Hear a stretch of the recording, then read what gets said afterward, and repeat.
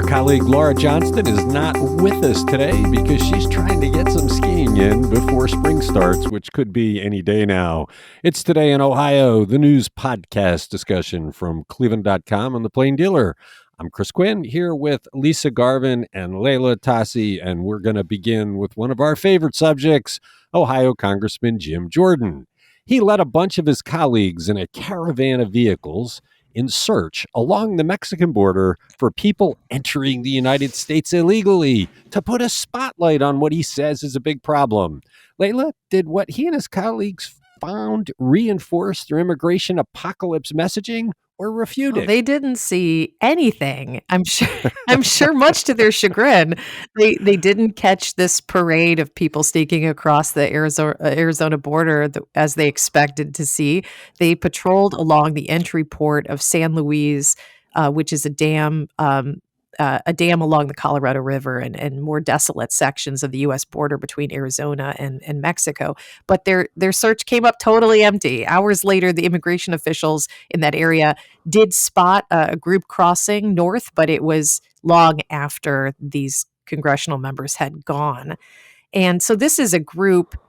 This group is a House Judiciary Committee convoy to the border that Jordan led. He's the chairman of the committee. And no Democrats came along for this ride. Surprise, surprise. They declined. There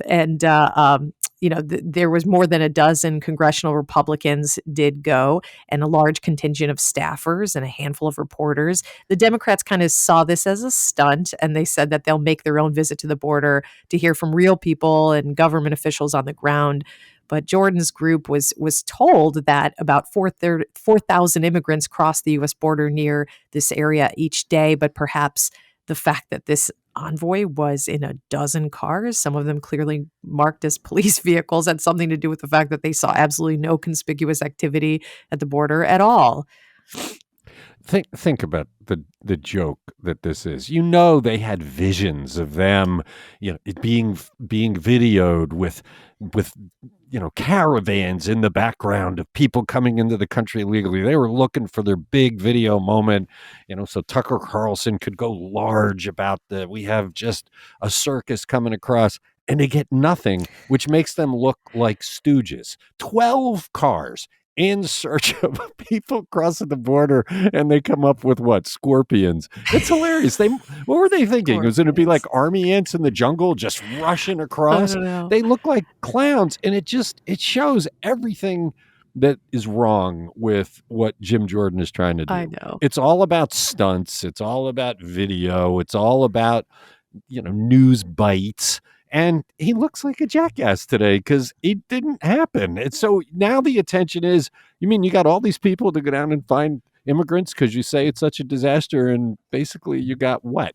Nothing. Yeah. Are they going to do this for multiple days, or was this, are they going to try to stretch this out over a week of busting immigrants at the border? Because I'd love to see more of this. Let's go. Let's do 5 nights in a row of sitting out in the cold desert night waiting for people. This was like Geraldo with the vault. Exactly. Right? That's exactly like it. You look so dumb, and it was all predictable. 12 vehicles inviting the media, so you're guaranteed to have a spotlight on. You're not really doing your job here. Right. This is not what the job of the congressman is to do. You're supposed to be solving problems instead of getting your sound bites. Yeah, you better know exactly what you're going to find if you're going to put together this kind of show. I know. You look ridiculous. It's Today in Ohio. The Larry Householder corruption trial has put a spotlight on a very real problem for the state, Ohio's weak rules for legislators on reporting gifts. Lisa, how do other states do it better? A lot of states do it better. And this issue actually came to light during former Larry Householder aide Jeff Longstreth's testimony, which has gone on this week. And it centered on a $500,000 quote unquote loan to Householder that actually falls into a gray area of Ohio state law concerning gifts to lawmakers. So current state law says that all gifts worth $75 or more must be reported. If it's a gift from a lobbyist, it has to be $25 or more, but they don't have to describe the gift or list the specific amount. So if Longstreth gave, a householder $500,000, it could have been only $5 reported. There's no specific amount, required. The National Conference of State Legislatures, which is a nonpartisan research group, says at least 6 states set a cap on gifts from $20 in South Carolina to $250 in Alaska and California. Other states that have caps are Colorado, Virginia, and Washington that fall within that 20 to 250 range. And then other states like Tennessee, Georgia, North Carolina, and Connecticut bar lawmakers from accepting gifts above a certain value, and that includes their family members as well. Now, House Bill 6 hasn't really spurred any new ethics laws. There was a campaign finance transparency bill that failed to advance after the scandal. The House GOP, though, is proposing an ethics reform bill right now with more disclosure of lobbying expenses, and that includes members of the Public Utilities Commission as well. So we'll see if that passes muster. Well, I've lived in places where they had much tighter rules, and it is kind of astounding that you can give anything you want to a legislator and the public never finds out about it. I mean, we've seen it now in multiple scandals. We saw it in the Jimmy Damore case. We've seen it here. I mean, the prosecutors are saying this is phony baloney. This wasn't a gift. This was a bribe. His defense is it was a gift that he barely reported. He didn't even report it in real time. And the guy who gave him the money says it's not a gift. It was kind of a loan and ended up the money. I never got paid back because he basically told me you were made good by the money from the bribe. But it's wrong that you can steer a politician so easily by giving them a huge amount of money without ever telling anybody. Is there? Well, I know the answer to this. There's no effort, right, to fix this. Well, like I said, there is this ethics reform bill that's moving through the General Assembly right now that's calling for more disclosure, but there's nothing in this bill right now about disclosing the details of gifts. And in this case, the devil was in the details. Yeah, it was big time in the details. It's really quite wrong. I'm a little bit surprised that Mike DeWine isn't even championing this because this is just bad government. You undermine the confidence of people in government with this kind of stuff. You're listening to Today in Ohio. Is anyone else as confused as I am by the preliminary report on the East Palestine train derailment? I still don't understand what happened, except that it involved one seriously overheated bearing. Layla, we were talking about this in the newsroom, trying to decipher this confusing mess of a report to figure out what exactly happened. We think we came up with it, but what does the report say? It is confusing. Well, we know that 38 of the 149 rail cars had derailed, and that included 11 that contained hazardous materials. The report says that the train was traveling below the speed limit when it derailed. It was going 47 miles per hour. The maximum there was 50. The report doesn't specifically say what caused the derailment, but it said that investigators are still focusing on the wheels and an overheated bearing on the train's 23rd rail car, which was the first one to derail. The railroad system for detecting overheated bearings recorded increasingly higher temperatures for that bearing as the train was approaching East Palestine. One of the readings was at 38 degrees above the ambient temperature, the second at 103, and the third was at 253. An inspection is called for when the temperature is between 170 degrees and 200 above the ambient temperature. So this was clearly becoming a problem. A temperature reading above 200 degrees is deemed critical. So 253, I think they've zeroed in on something here, obviously. But the confusing part is that the report says that as the train passed the third detector, it transmitted a critical audible alarm message instructing the crew to slow down and stop the train to inspect a hot axle. The train engineer increased the dynamic brake application to further slow and stop the train. During this deceleration, an automatic emergency brake application initiated, and train 32N came to a stop. So how did it derail if it came to a stop? I don't know. I don't know what's that's the part that throws me. And what we speculated on, and it's total speculation, is that the front part of the train came to a stop. The bad bearing caused the cars that derailed to disconnect from the front part of the train and derail and fall all over themselves. And then the cars behind that eventually didn't get derailed. But you kept reading it going, well, wait, if the train stopped, how did it derail? I mean, if you come to a stop, you're coming to a stop. Mhm. It never said it stopped when it derailed. It said the brakes engaged, the train came to a stop, and then it starts talking about the derailment. And it's like, man, this is more confusing than pretty much anything I've seen come from the government. So we'll have to keep pushing. But I suspect that that's what it's about. The brakes on the cars that worked stopped those cars. The bad bearing and 253 degrees, that was pretty hot, failed. That thing went off the rails. It took other cars with it, and fire and disaster and smoke. They need better writers at the. Yes, they do. You're listening to Today in Ohio. Nonprofit agencies are supposed to be about mission, but some people who run them make a lot of money coordinating the missions. Which nonprofits are paying the most, and how many nonprofit employees in Northeast Ohio get paid more than $1 million, Lisa? Well, in the greater Cleveland area, 38 people in nonprofit organizations are in what they call the $1 million club. They're all at university hospitals, Cleveland Clinic, Summa Health, and Akron Children's Hospital, all hospitals, and one at Case Western Reserve University. These figures are from 2019 Internal Revenue Service filings. They include income from 1099 and W-2 forms, including base pay, bonuses, and other income. Number one in the number of employees, and the number one employee is the Cleveland Clinic. They have 18 employees that are making a ton of dough, and the president and CEO Tomislav Mihalovic makes 3.2 or made 3.2 million plus $45,000 in additional benefits. Like I said, he's the highest paid nonprofit person in this area. Number two is University Hospital CEO Thomas Zenti III, who is retired. He retired in 2021. 2.6 million for him plus 760,000 in added benefits and 438,000 from a non-qualified retirement plan.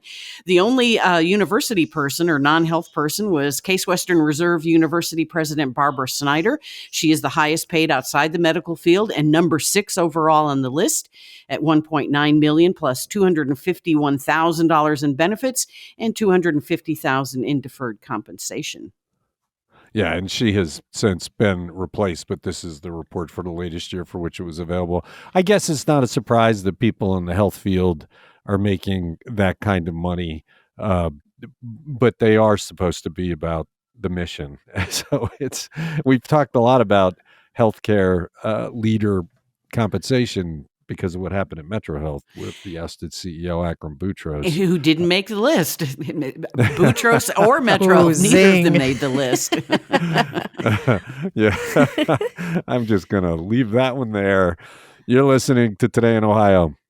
What is the mood of Cleveland bike advocates after State Representative Tom Patton dropped his sneaky plan to block a popular bike lane project planned on Superior Avenue in downtown Cleveland? We talked about this yesterday because he had no business involving himself. Although Lisa did mention afterwards, the price for this bike path is astronomical for the size of it.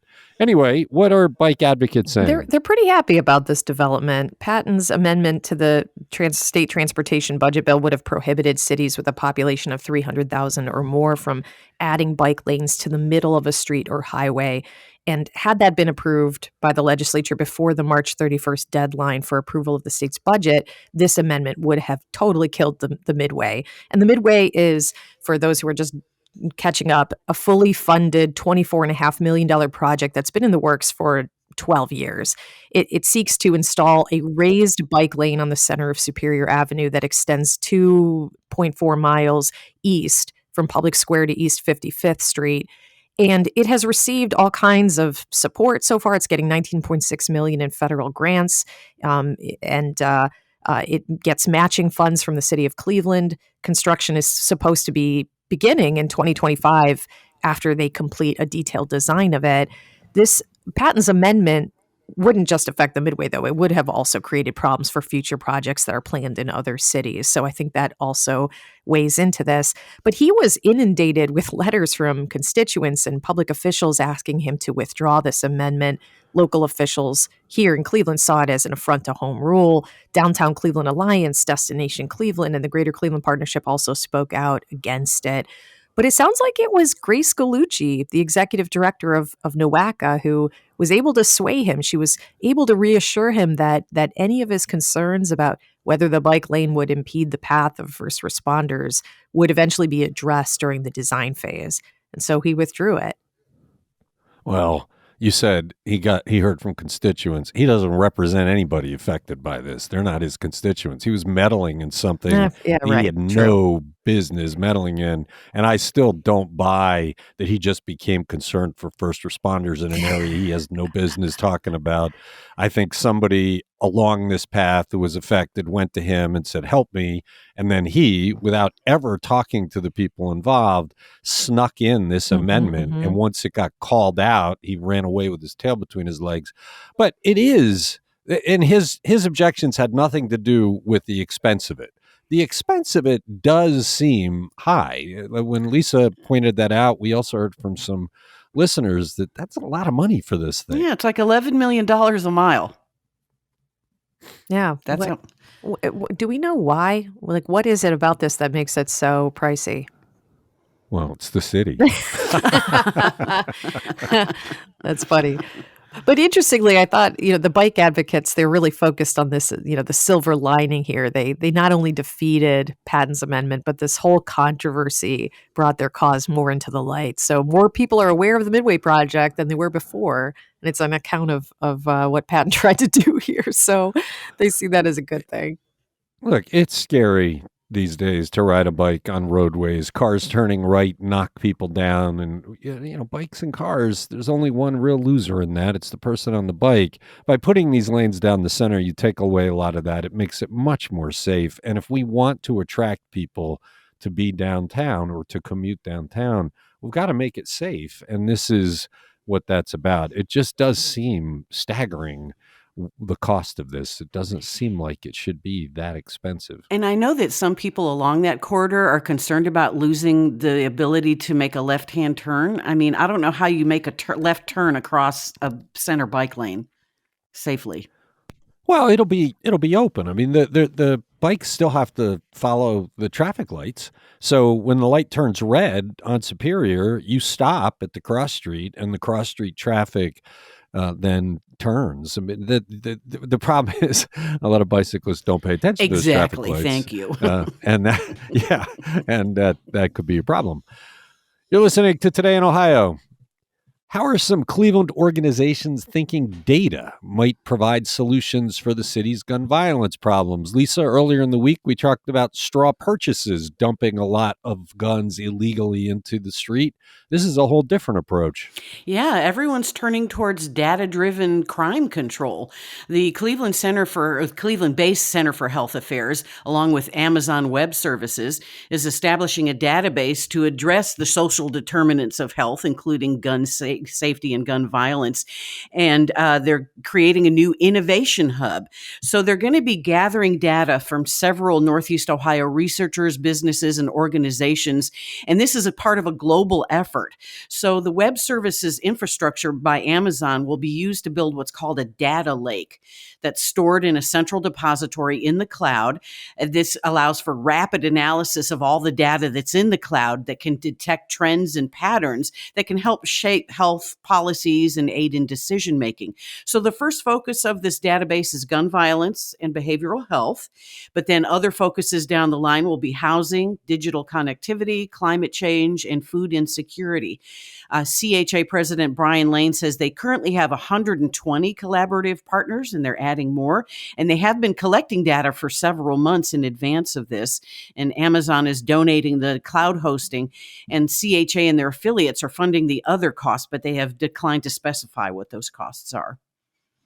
Yeah, the more you analyze the data, you might come up with some answers. I think that was what the straw purchase debate was about. The federal government has come up with a measure that if a gun is used within 3 years of a purchase in a crime, that it was probably bought by somebody legally and handed to somebody that shouldn't have it. That's all about studying patterns. And so the more you can study patterns, you might be able to find more solutions. And this kind of dovetails with Mayor Justin Bibbs. You know, he's wanting to put civilian data analysts at all the 5 substations here in Cleveland so they can crunch that data and get better ideas of, you know, where crime is occurring and how to even prevent it possibly. Yeah, it's an interesting tactic. You're listening to Today in Ohio. One of the more striking moments of the May 30th, 2020 riot in downtown Cleveland was someone torching a parking attendant's booth. There was video of it, and you could see him doing it and then waiting for it to catch fire. How much time will the man who did it spend in prison, and what was his interesting cause for his misbehavior? He's getting 2 years in federal prison for conspiring to commit arson. The prosecutors say this guy, 51-year-old Seth Kalig, lit a roll of paper towels on fire and then dropped it into this parking booth on West 3rd Street. He and then a group of others stood around waiting for the booth to ignite. In court, he blamed his actions on testosterone. He said that he had struggled for years with drug addiction, and then he heard an advertisement on the radio for men with low testosterone and decided to buy this drug from a coworker. He had injected it into his thigh that morning, and he said it kicked in when he reached downtown Cleveland. He had picked up his son from work and drove downtown, and there he encountered this chaotic scene. The police were firing tear gas and rubber bullets, and people were setting police cruisers on fire and breaking windows, and he basically said he was just overcome by mania induced by the testosterone and the intensity of the scene. He also said he was upset by the death of George Floyd, but you know, he mostly it was the testosterone. So his 18-year-old son watched as he torched this booth, and his son later ended up getting fired from his job after photos circulated of him at the scene. Kalig's lawyers tried to make a case for house arrest as opposed to prison, but the judge wasn't having it. Well, he was one of the key people in the riot. I mean, you're not supposed to burn down property the way he did. And it seems like in each of these cases, the sentences have been fairly stiff, but I think it does send a statement. This is the final action for the people charged in this. Yeah. Everybody has now been adjudicated and sentenced. Yeah, that's right. 3 others were sentenced to between 3 and 4 years in prison. 1 died of an overdose after pleading guilty in his case, and 2 had their charges dropped. And then there were dozens of others who were charged in county or muni court, but most of those cases ended in fines or they dropped the charges. It's amazing, the testosterone defense. It's just, we Remember, had 2 yeah. examples yesterday of drugs being used. That case down in South Carolina where the guy's accused of killing his wife and kid is blaming opioids for it. It's such a convenient excuse. Yep. You're listening to Today in Ohio. Why did Lordstown Motors pause production of its electric trucks? And Lisa, I don't think we're going to be able to answer this, but my reading of the story tells me that they've only built like 11 trucks so far. Yeah, not too many. There's only really 19 vehicles out there in the world right now. But Lordstown Motors says that they're looking into production and safety issues with certain truck parts for the endurance electrical pickup truck. And they say that may mean redesigning or retrofitting these parts and updating the software. But they think that there's an electrical issue that could cause the truck to lose propulsion while it's driving. So they temporarily halted production of all endurance pickups. They issued a recall for those already produced. There are only 19, like I said, out there in the world right now. The CEO of Lordstown Motors, Edward Hightower, says, we're making significant progress in addressing issues affecting our build schedule, and they're going to reveal more details in their March 6th earning call. But the endurance was designed for commercial fleets, and they were ramping up production very slowly, and they were sending these trucks to customers who may make larger purchases down the line.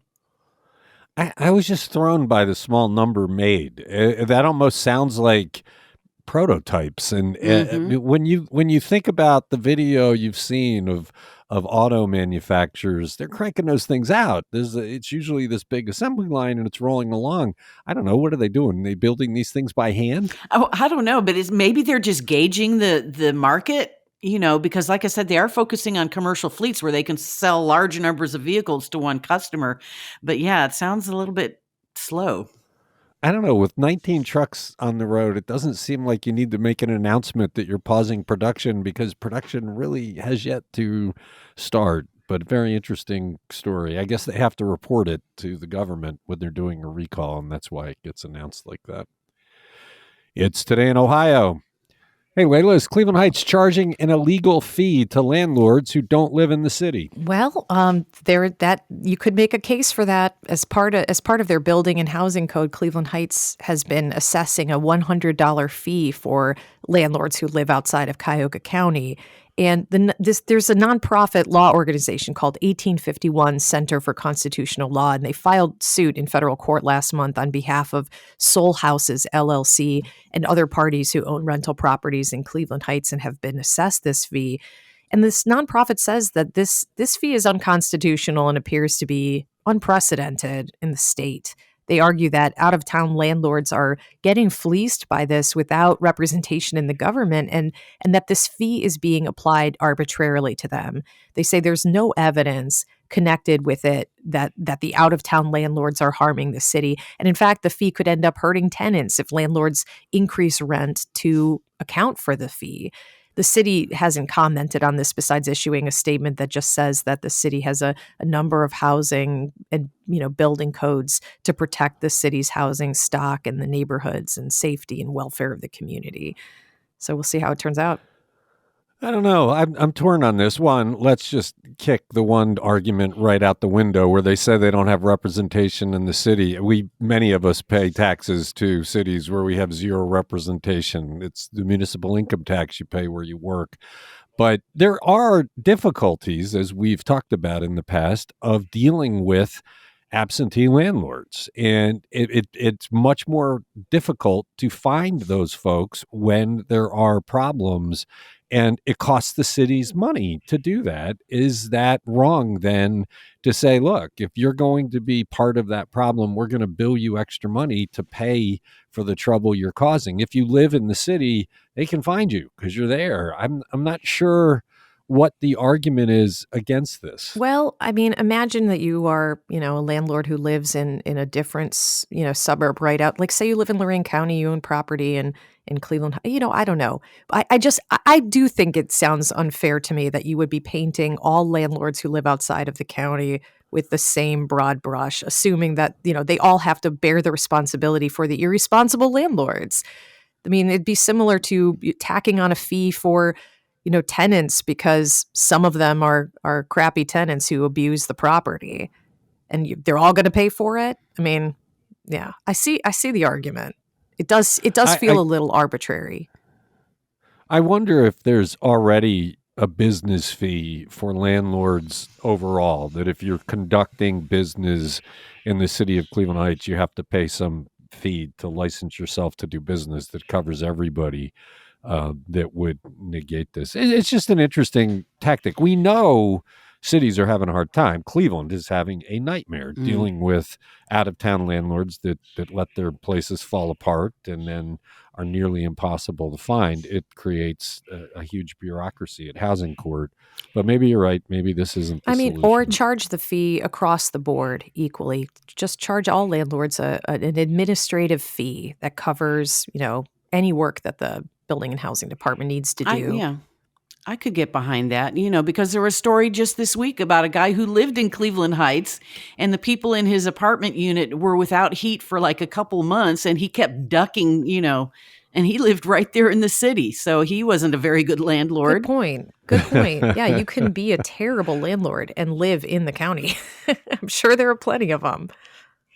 It'll be interesting to see how this one ends up in the litigation. It's Today in Ohio. That's it for the week. Thanks, Lisa. Thanks, Layla. Thanks to everybody who listens. We'll be back Monday talking about some pretty powerful stories that we have coming over the weekend. Have a good one.